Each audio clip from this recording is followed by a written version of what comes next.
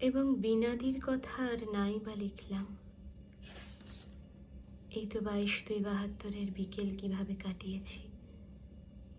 লিখে রেখেছি কি কিছু? লেখার জন্য আছে মাছের চোখ, চিড়িয়াখানা, কাঠের ঘরবাড়ি এবং আরো অনেক কিছু। শুধু এক একদিন দূরের নীল সমুদ্র থেকে প্রবল হাওয়া ছুটে আসে শহরে, আর আমরা খুঁজি চাদর আর ট্যাবলেট। আর বাংলা উপন্যাস বুকে টেনে নেয় যুবতী, নামে চাঞ্চল্যকর রাত।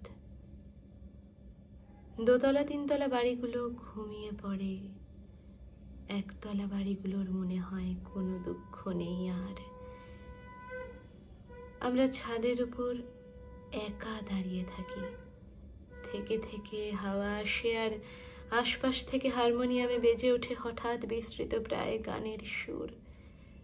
মনে পড়ে রাতের পর রাত বাড়ি ফিরে আসা।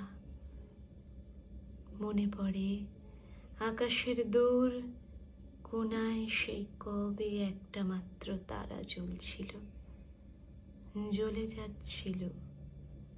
লিখে রাখিনি কিছুই।